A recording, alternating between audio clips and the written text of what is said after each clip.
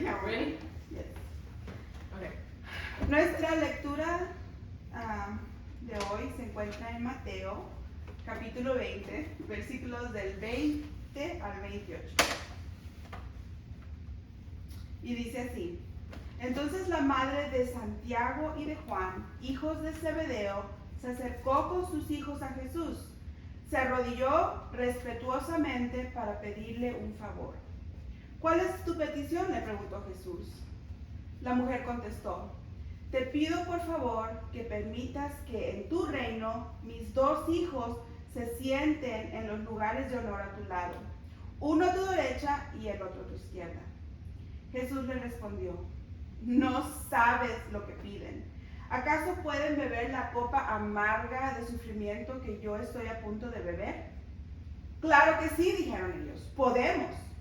Jesús les dijo: Es cierto, beberán de mi copa amarga, pero no me corresponde a mí decir quién se sentará a mi derecha o a mi izquierda. Mi Padre preparó esos lugares para quienes Él ha escogido.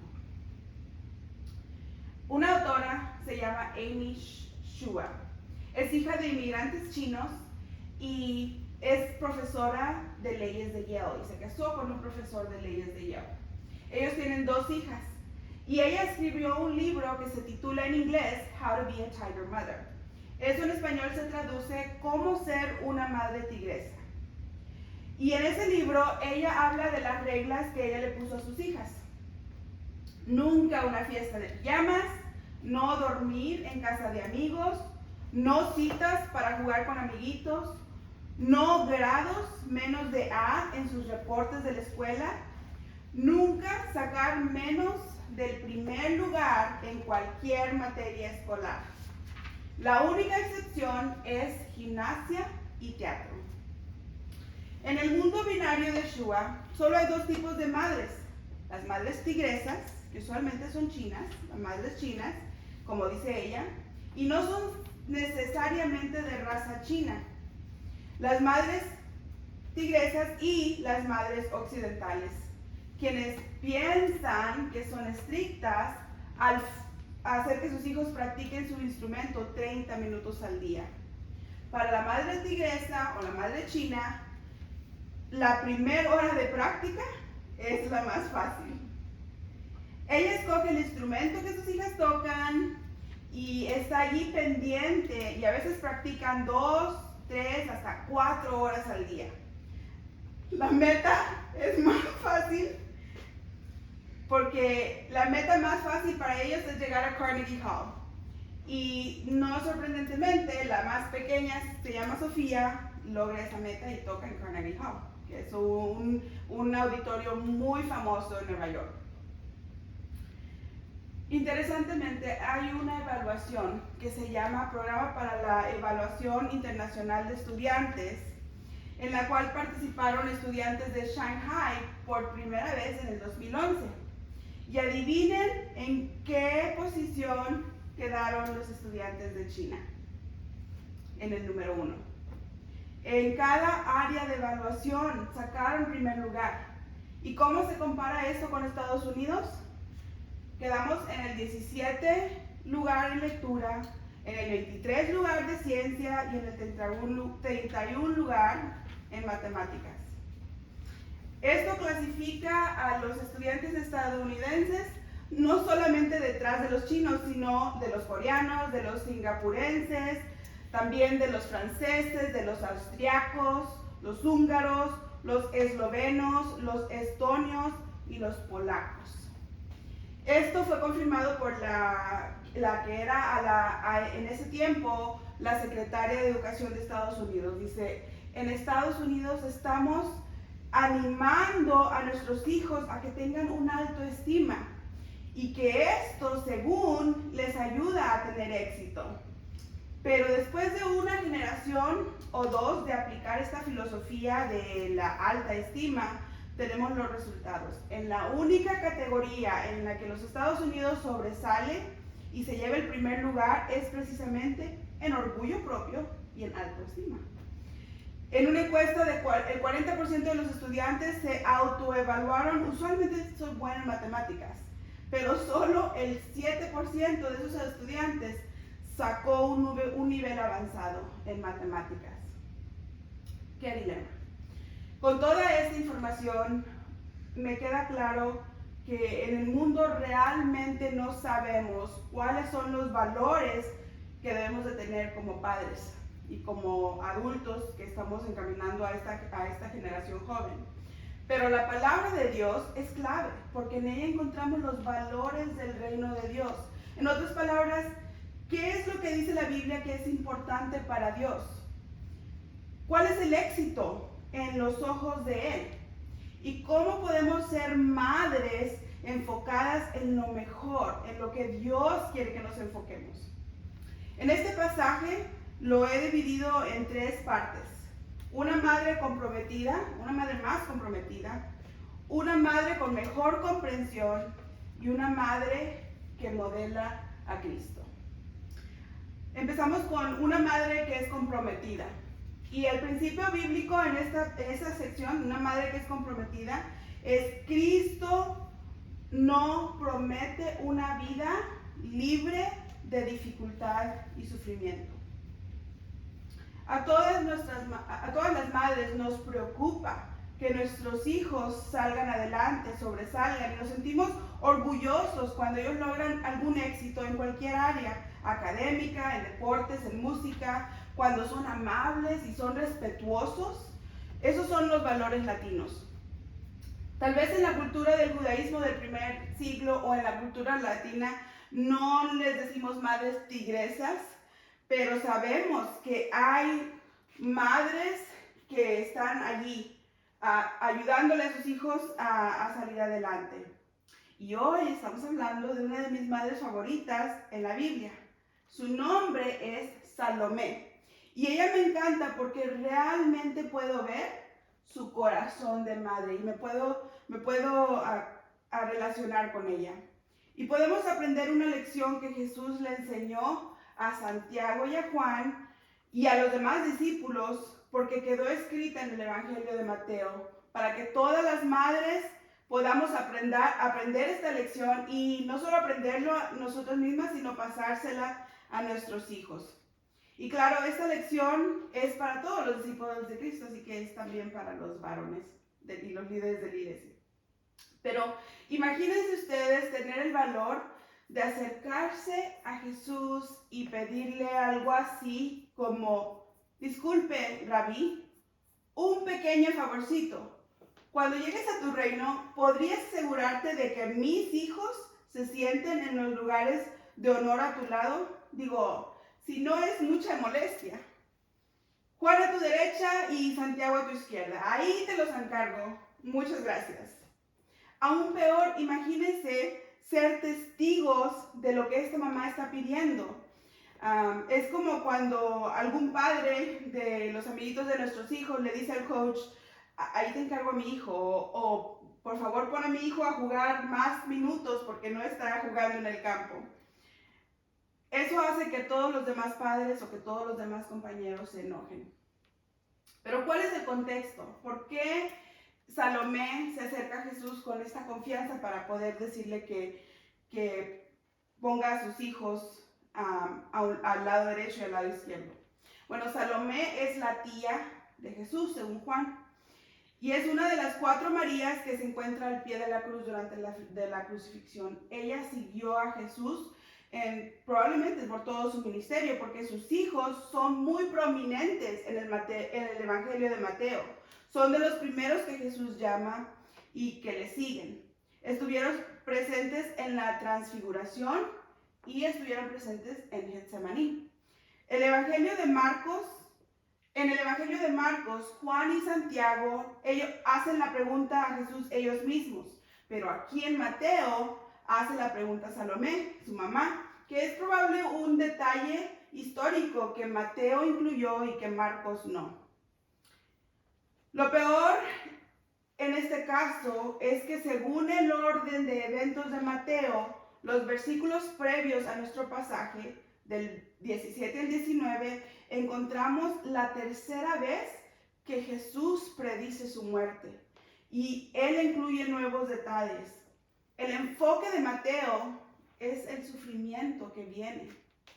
Mateo menciona que Jesús subía a Jerusalén con sus discípulos y les dice por primera vez que él va a ser traicionado por los judíos y entregado a los romanos para que ellos se burlen de él, para que lo azoten con un látigo y lo crucifiquen. Y también les dice que al tercer día él va a ser resucitado. Y acordémonos que la muerte en cruz en ese tiempo era vista como maldición de parte de Dios. Así que Jesús sabía exactamente los detalles de lo que iba a pasar y les está tratando de decir a sus discípulos para que ellos entiendan. Pero cuando nosotros les hablamos a nuestros hijos, ¿qué les explicamos sobre la vida del creyente, sobre la vida del cristiano? Les decimos la verdad de que la vida del cristiano no es una vida que va a ser fácil y que va a estar libre de problemas.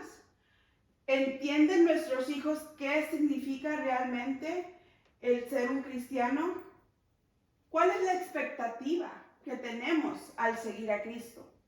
Nuestro primer principio bíblico en esta porción es que Cristo no promete una vida libre de dificultad y sufrimiento.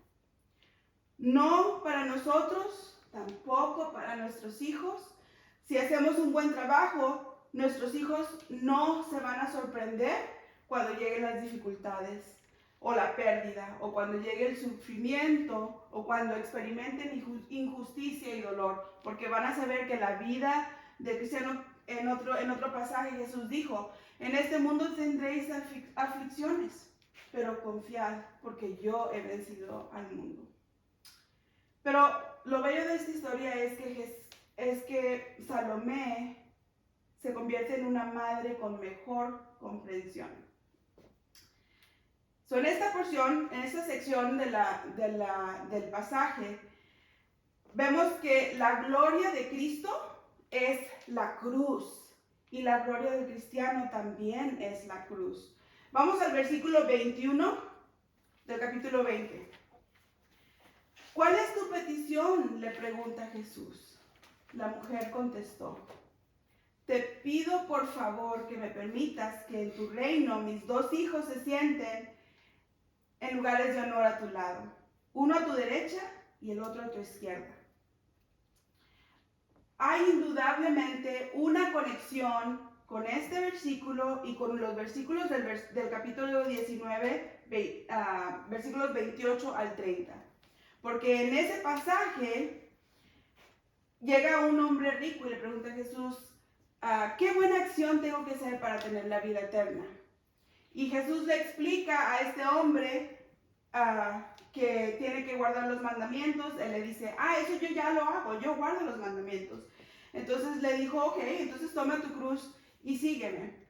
Pero eso sabemos que no le pareció al hombre rico. Y después Jesús empieza a explicarle algo a sus discípulos. Les dice, les aseguro que cuando el mundo se renueve y el Hijo del Hombre se siente sobre su trono glorioso, ustedes que han sido mis seguidores también se sentarán en 12 tronos para juzgar a las 12 tribus de Israel.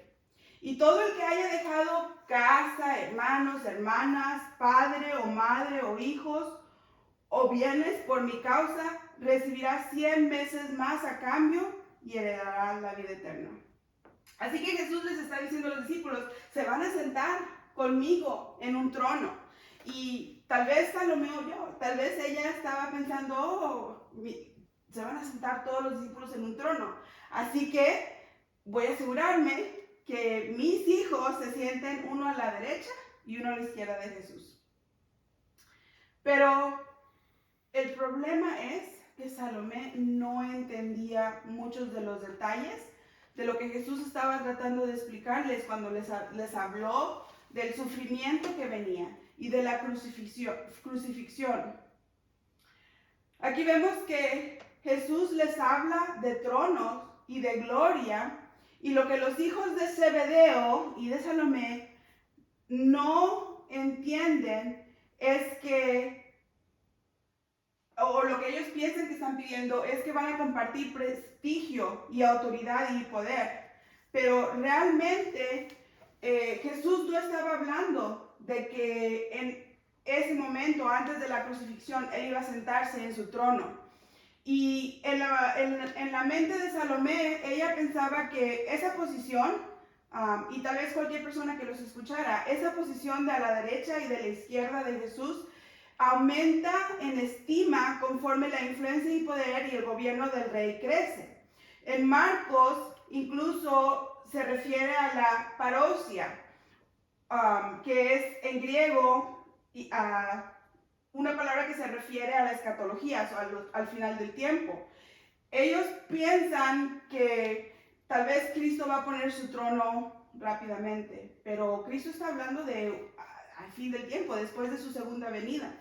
Entonces el reino del que Salomé está pensando es tal vez el reino al fin del tiempo, y ellos no saben que primero va a ser la cruz, mucho antes de que Jesús regrese como juez y se siente en su trono. ¿Y cuál es la respuesta de Jesús? Bueno, Él es un maestro modelo y es compasivo. Y Él no le responde severamente a los que le hacen preguntas, sino que les responde con firmeza. No saben lo que piden, les dice. ¿Acaso pueden beber la copa amarga de sufrimiento que yo estoy a punto de beber? Y los discípulos, aún sin entender, le responden, claro que sí podemos. Entonces, Jesús realmente se da cuenta que ellos no entienden. Porque ahora nosotros podemos ver, porque tenemos la palabra de Dios y tenemos más versículos y más explicación, que la gloria de Jesús es nada más y nada menos que la cruz del Calvario. Ellos están pidiendo participar en el sufrimiento de Cristo. Mateo 10, 37 al 38 dice que el que ama a mi padre y madre más que a mí no es digno de mí. El que ama a hijo o a hija más que a mí no es digno de mí. Y el que no toma su cruz y sigue en pos de mí no es digno de mí. El que haya su vida la perderá, y el que pierde su vida por causa de mí la hallará. En Romanos 8:16 dice, el Espíritu mismo da testimonio a nuestro espíritu de que somos hijos de Dios. Y si hijos, también herederos. Herederos de Dios y coherederos con Cristo, si es que padecemos juntamente con Él, para que juntamente con Él seamos glorificados. Y en 2 Timoteo 2:12 dice, si sufrimos, también reinamos con Él. Y si le negamos, también Él nos reinará. Y todas estas citas hablan de que para el cristiano, la gloria, nuestra gloria, es la cruz, así como lo fue con Cristo. Aun cuando Jesús les acababa de explicar sobre la cruz y sobre su sufrimiento, ellos realmente no entendían. Pero Jesús le explica a Salomé y le explica a los discípulos sobre qué es lo que significa seguir en pos de Él y tener esa gloria que ellos buscaban. Tal vez ellos pensaban que Cristo iba a establecer su reino antes de sufrir, y no se daban cuenta que el sufrimiento era lo que vendría primero. Pero en la tercera sección de este pasaje vemos cómo una madre tiene que ser un modelo para sus hijos, así como Cristo fue un modelo para sus discípulos y un modelo para nosotros. Hay madres y padres que dicen, haz lo que digo y no lo que hago. Pero nuestro modelo en los valores del reino es Jesús. Y Él no solo dijo cómo hiciéramos las cosas, sino que también lo modeló. Leemos el versículo 20, capítulo 20, versículos 26 al 28. Pero entre ustedes será diferente. El que quiere ser líder entre ustedes deberá ser sirviente. y el que quiere ser primero entre ustedes deberá convertirse en esclavo. Pues ni aun el Hijo del Hombre vino para que le sirvan, sino para servir a otros y para dar su vida en rescate por muchos. En nuestra sociedad y en nuestra cultura muchas veces pensamos en el liderazgo como autoridad, prestigio, poder, lujos y en ser servido. Pero raramente pensamos que un líder o que una persona de poder y autoridad va a servir. Cuando ustedes piensan en un líder, ¿en qué rol y autoridad cuál es el rol y cuál tipo de autoridad viene a su mente? Le pregunté hace poco a mi hija Jada y ella sin pensarlo respondió simplemente el gobierno, las fuerzas armadas o los policías. Y cada una de esas categorías tiene ejemplos, o podemos pensar en ejemplos, de personas que realmente sirven a la comunidad, o sirven a su país, o sirven a la población, pero también podemos pensar en personas que realmente suben a esos puestos por su egocentrismo. Pero aquí Jesús les dice a sus discípulos, ustedes van a ser diferentes. Y Jesús se aseguró de que sus discípulos pasaran tiempo con Él y Él fue un ejemplo de cómo servir. Incluso en Juan 13, que es algo que pienso que tal vez pasó después de que tuvieron esta conversación, Jesús les enseña cómo ser un siervo, porque están en la última cena, están celebrando la Pascua y Jesús, que es Dios, ¿qué es lo que hace? Agarra una toalla, se la amarra, agarra un cántaro con agua y se pone a lavarle los pies a cada uno de sus discípulos. Y Pedro se quedó tan sorprendido que le dijo, no, a mí no me vas a lavar los pies, jamás me vas a lavar los pies. So, es como un shock para los discípulos, especialmente para Pedro. Pero Jesús le respondió, si no te lavo los pies, no tendrás nada conmigo.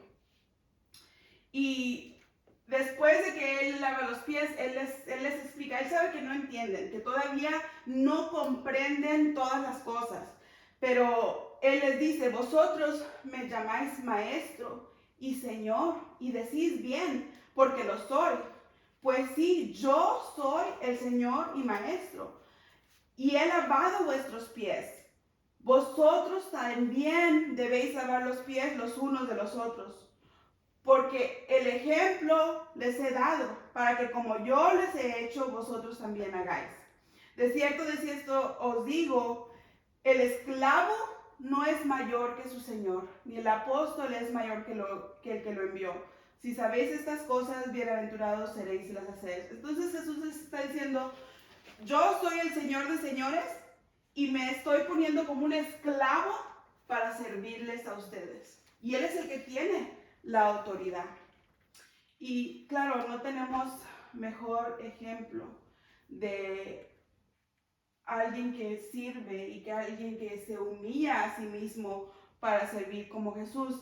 En Filipenses 2, Pablo nos habla sobre la humildad de Jesús y dice, no hagas nada por contienda o por vanagloria, antes bien en humildad, estímense inferiores a los demás.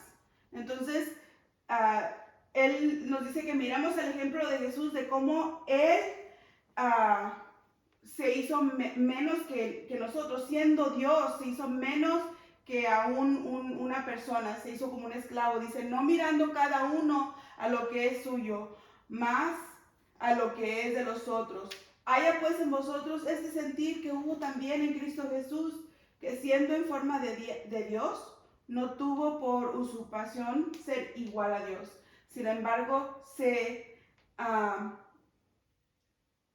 anonadó a sí mismo, tomando forma de esclavo, hecho semejante a los hombres, y hallado en la condición como hombre, se humilló a sí mismo, hecho obediente hasta la muerte y muerte de cruz. Pablo dice que tenemos que ser como Jesús, ser humildes, y el ser un líder no significa poder, gloria y lujo, sino significa servir a los demás. Así que el principio número 3 en esta sección es la humildad de Cristo, es nuestro modelo a imitar. Para concluir, hay un desafío y ese desafío podemos comparar a dos madres, siendo que hoy es el Día de las Madres y estamos hablando de una madre que pide que sus hijos tengan el mejor lugar al lado de Cristo. Pero Cristo le enseña, tienes que ser humilde y tienes que servir, y a todos sus discípulos les da esa lección. Pero quiero que comparemos a dos madres para terminar.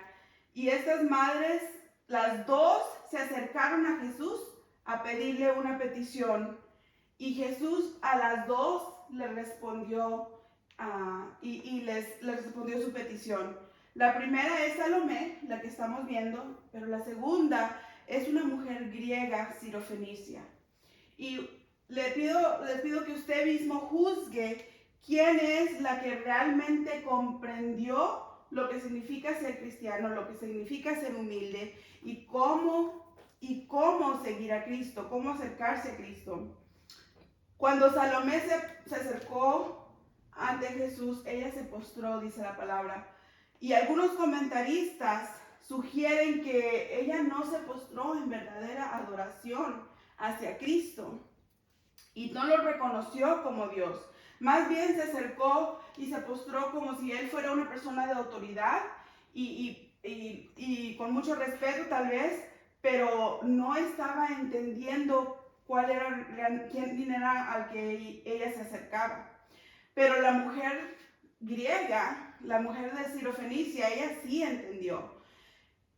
Porque Marcos 7, 24 nos habla de que Jesús está llegando, se fue a los términos de Tiro y de Sidón, y entrando en casa, él no quería que nadie supiera que estaban allí, pero no pudo ser escondido. Versículo 25 de Marcos 7 dice, porque una mujer cuya hija tenía un espíritu inmundo, luego de que oyó que él vino, se echó a sus pies, y la mujer griega, Sirofenicia de nación, le rogaba que echara fuera de su hija el demonio. Mas Jesús le dijo, deja primero saciar a los hijos, porque no es bien tomar el pan de los hijos y echarlo a los perrillos. Y ella respondió y le dijo, sí, Señor, pero aún los perrillos debajo de la mesa comen las migajas de los hijos. Y entonces le dice, por esta palabra ve.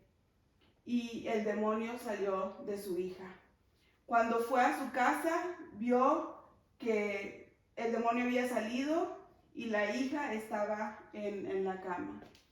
¿Cómo Jesús respondió a esta mujer? Que la misión de Jesús era ministrarle a los judíos.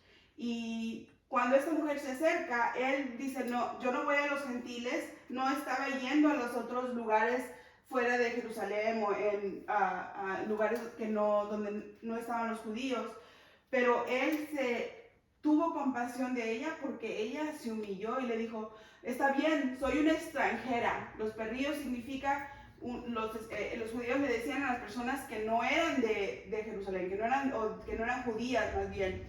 Y él les dice, está bien, yo soy una extranjera, pero tú puedes salvar a mi hija. Y él tuvo compasión y cuando ella se humilló le dijo, si hasta los perrillos comen las migajas de debajo de la mesa. Entonces él tuvo compasión por ella y la sanó gracias a su fe. Y con Salomé, Jesús también respondió su petición.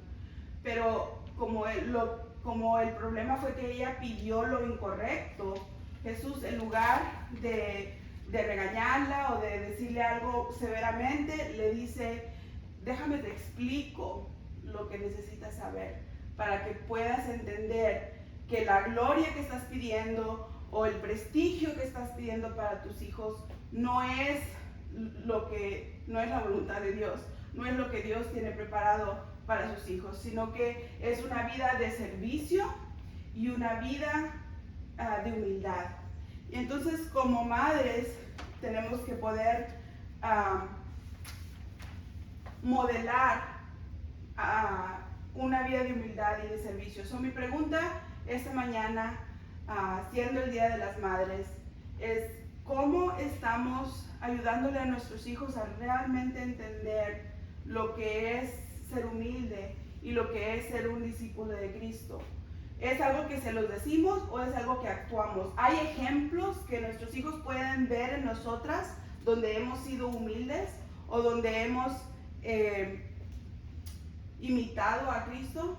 Porque es nuestra responsabilidad, así como esta mujer que es Amy Shua, que habla sobre ser una madre tigresa y de ayudarle a sus hijos a ser los mejores. Nosotros debemos de ser ese tipo de madre, pero nuestros valores son muy diferentes a los del mundo. Nuestros valores son los valores del reino. Así que oremos para que Dios nos ayude a ser la madre que persigue y ayuda a sus hijos a perseguir los valores de Cristo. Señor, te damos gracias porque tú contestas nuestras oraciones, aun cuando pedimos lo que no es importante, lo que realmente está fuera de tu voluntad, porque no sabemos. Aún en esos momentos tú contestas nuestra petición y tú nos ayudas a ser madres o padres que podemos aprender a perseguir los valores de tu reino. Y te pido, Señor, que tú nos ayudes a ser personas que realmente reflejan lo que es ser un discípulo de Cristo, a ser humildes y a dedicarnos a servir a los demás, así como tú nos dejaste en tu ejemplo. En el nombre de Cristo oramos. Amén. Amén. Okay. How long did you guys? It felt forever.